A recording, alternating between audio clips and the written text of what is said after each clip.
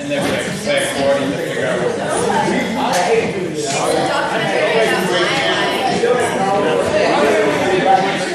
my daughter's doing it, like she just started doing it. She's doing a bunch of theory that like, I don't even really know. Like I probably did it, so yeah, I don't know my Keystone. I saw it doing like one other person was taking it. How do you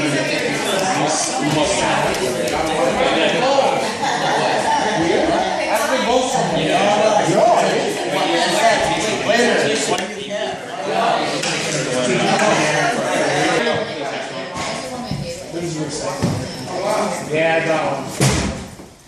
Okay, we're going to talk about keystones in general, and then we'll talk a little more specifically about the literature one and what you can expect, as much as I can tell you. And then we'll square up with the remaining stuff for the poetry compilation. I have your look at this poems, and we'll talk about that in a second. Ooh, wait. We were supposed to, I thought we were supposed to turn it over to packet. There was no packet in that one. We'll talk about it. Sit down. Don't worry. I had it. Okay, so the literature keystone is Thursday. Hopefully you I'll put the slideshow up for the other stuff that's happening tomorrow. If you're taking algebra keystone tomorrow, your home teacher can tell you where to go, or I can tell you if we have a couple minutes here if you don't know what room you're testing in. But that's also the day of Tuesday around Sunday or whatever. That's happening as well on Wednesday. Thursday is lit. So everybody in here will sit for the literature keystone, unless your parents opted you out. And wait, is that possible? Wait, is it true actually? I thought you couldn't graduate. I can't talk to you about it right now. Yes, it's possible. I'm not allowed to do that while I'm being paid to do it. Yeah, but we'll get that in a second. Yeah. So the keystones, as you well know, are a graduation requirement. You have to pass them to graduate. That means you have to pass 2 modules of each keystone: biology, math, and literature.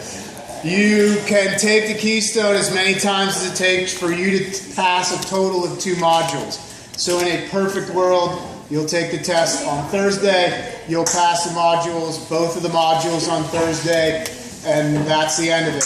If you pass one module but fail the other one, you'll take it again. You can pass the same module, and it counts as passing 2 modules.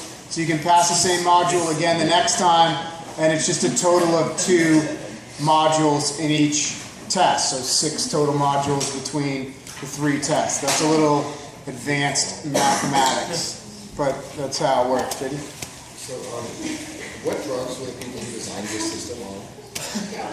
Capitalism. Yeah. That drug. So honestly, the reason that it's a graduation requirement, I think, did I say this the other day, is because there are high stakes for schools, for districts, and there are becoming like high stakes for teachers, for students to pass tests.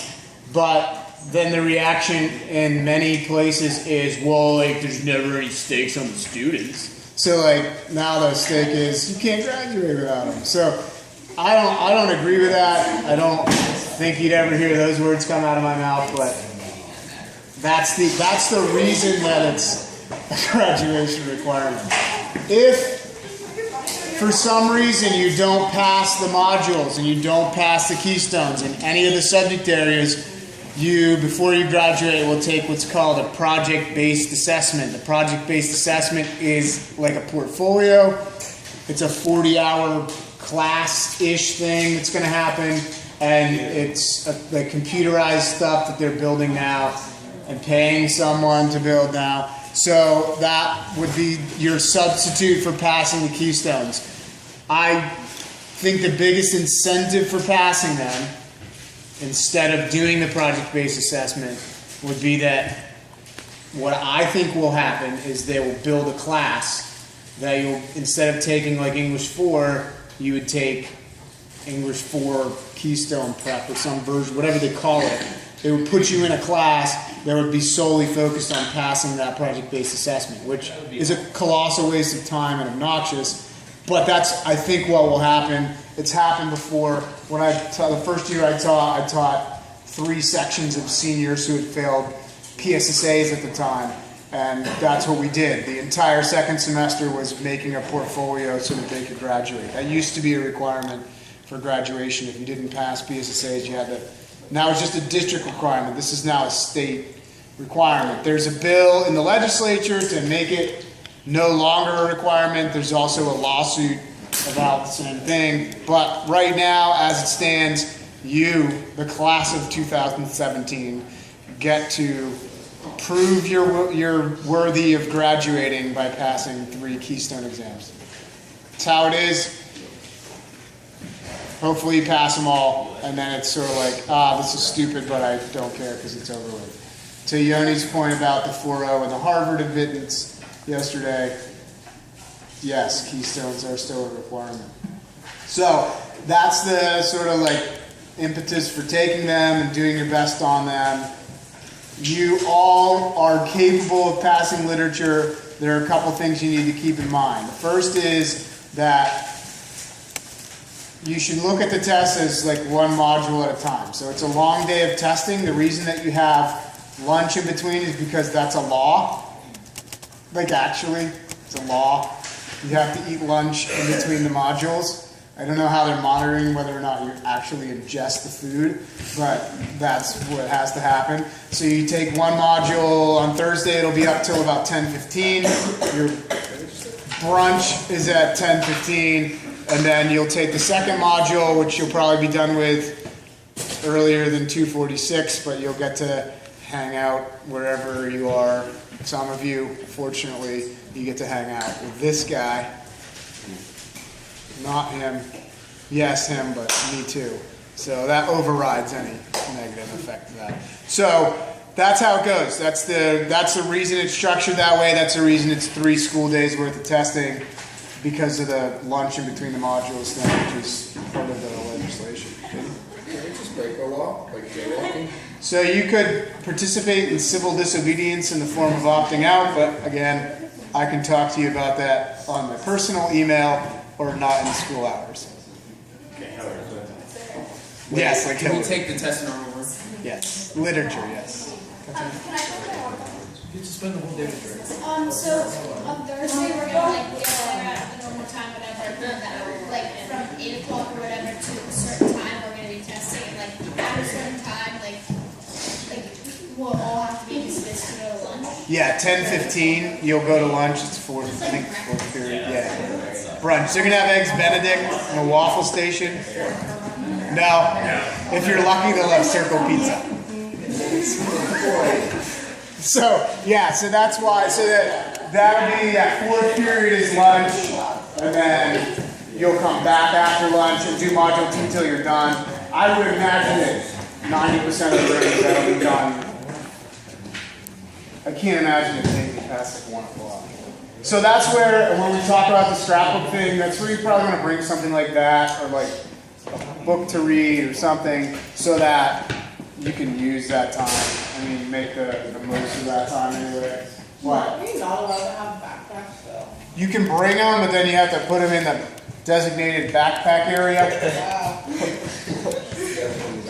This is all real, I know. But Don't you like put your phone in a little Ziploc bag and your teacher takes it? that's the best part of the day. What is the bag?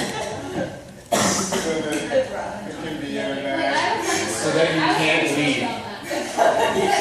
But here's the deal. So let me be very clear with you about the phone thing.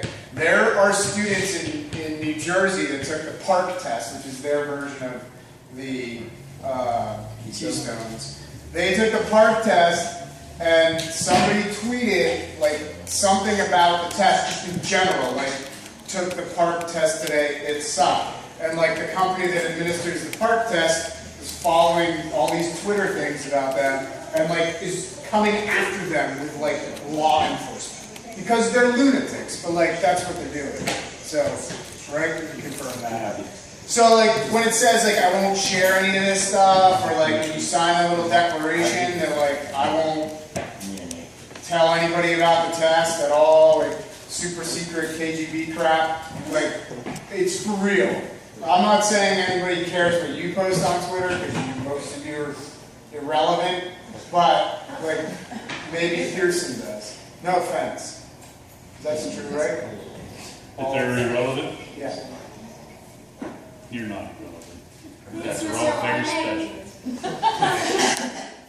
Very special. Some of you are very special.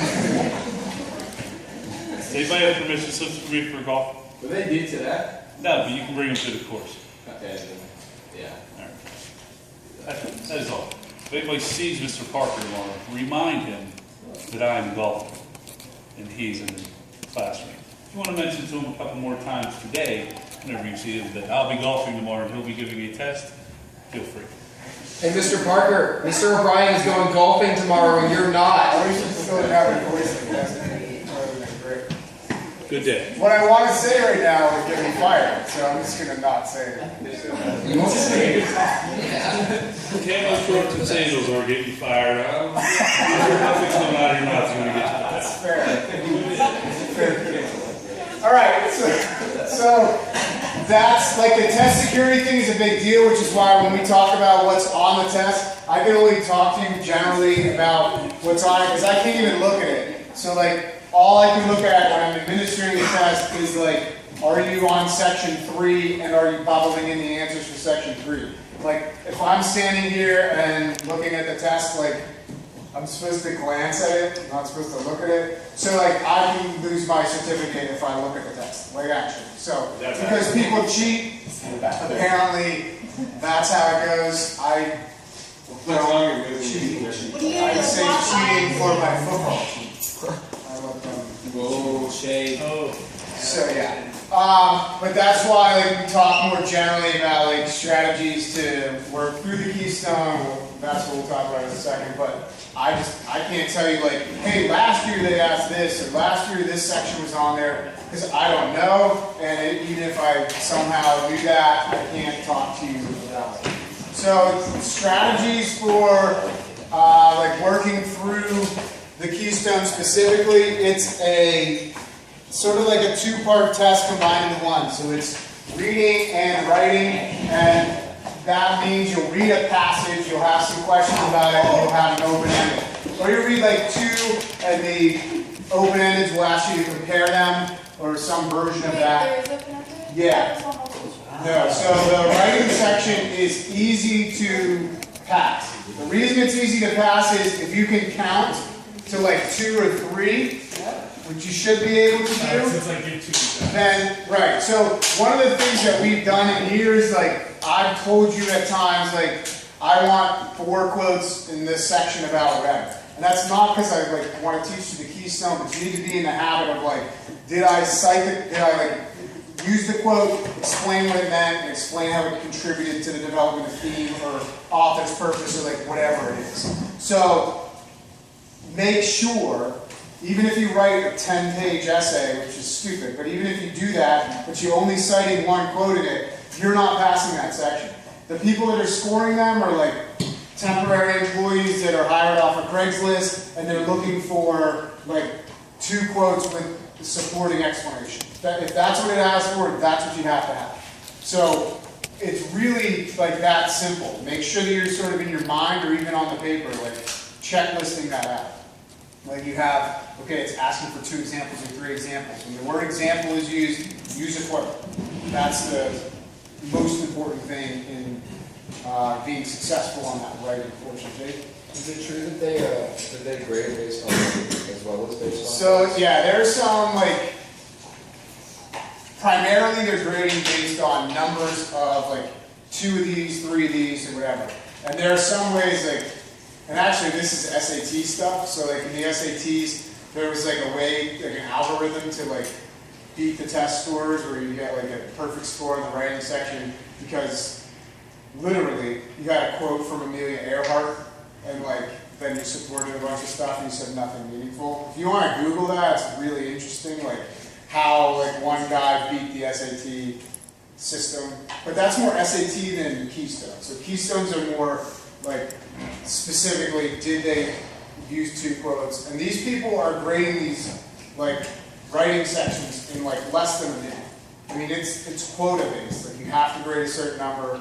You have to give a certain number of 3s and 4s. Like, so you want to be the one that makes it easy for the scorer. First, boom. Second, boom. Like, it's a stupid way to write, but like that's how the scoring kind of works. You want to be able to play that game when you have to.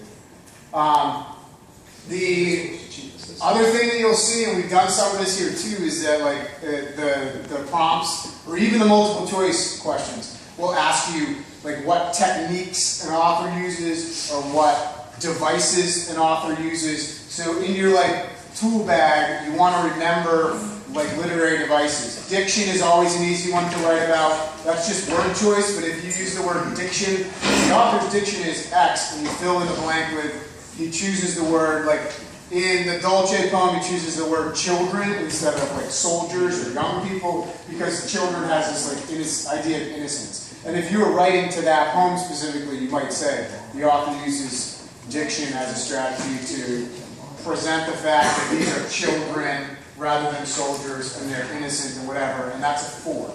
Like you're going to get a 4 if you're using literary terms. Similes and metaphors and symbolism and personification, any of those terms that you have in your tool bag, you want to be able to use them. That elevated language is going to help you as well. And then the other sort of final thing on the multiple choice, there may be word definitions. So the words that you're going to be asked to define primarily are multiple meaning words. So like on our last district assessment, there was a question about the word habit, which is like a 2nd grade word, right? Like habit. But it's not if you know that it doesn't just mean like a routine that you follow, it can also mean clothes that a nun wears. So that was the trick. Like that was the key, was to get the student to actually look into context rather than go, I know what habit means. Boom. Like one of the options was a routine that people follow. And that's a correct definition for habit, but not in its context. And in the context, it was like the nun's habit blew in the wind or something stupid. But you know that it's not any longer like habits, routines don't blow in the wind. They don't, because they're not physical, tangible things.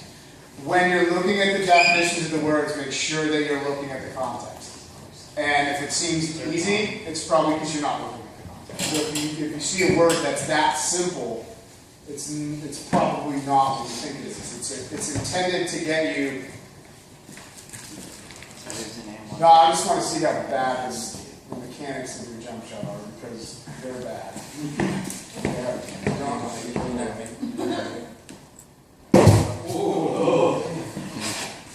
It's an apple core in the trash bin. It's bad. Don't blow the holster.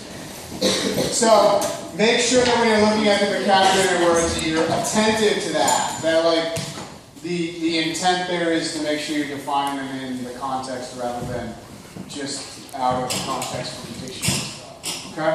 Does that make sense?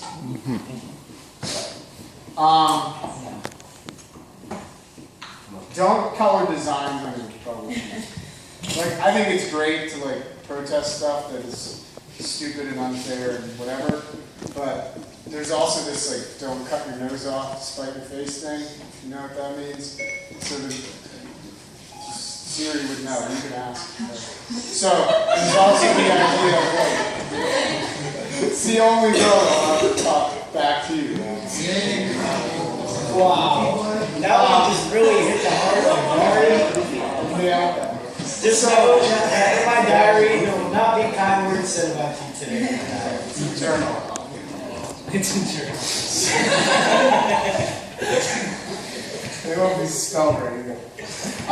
When you do when you're looking at like the actual premise of the testing and you're looking at it and you're saying like, I don't want to spend 3 school days doing the testing, that's fine. Like, you can think that. I think it's whatever, a waste of time, but it's important for you to graduate, and it's better just to get it done with and pass it and be attentive to it those days. We all have things that we don't like to do. Life's not fair. I'm trying to think about other cliches. I don't know, that's all I have. But in all Thanks, seriousness, Mr. English teacher. you're welcome. You should do your best when you're presented with something like this and whenever. So do that. I also think if you think it's unfair, you should protest the heck out of it. That's for another time, not for Thursday. So the initial contracts for Keystone was $350 million. Just to develop them, not to administer them, not anything So else. what's the total, like everything? I don't know, because almost every budget, we try to parse that out just from Pittsburgh, and every budget has like lines for assessment of programs and assessment of work, like, it's insane. Wait, so the school pays? Statewide, the contract for Keystone Development was $350, and they're supposed to develop art, music, whatever Keystone's. Because We don't even have art and music. That's supposed to be creative. I agree. Yeah, wait, So so the total was supposed to go past like $800 million, and there was a bill passed that froze new developments in Keystone. So that was a win. But like, that's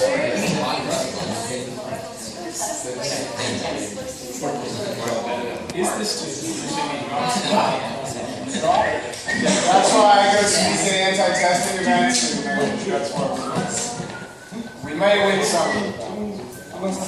But we're not winning them by Thursday, so like, this is gonna be. That sounds like a challenge.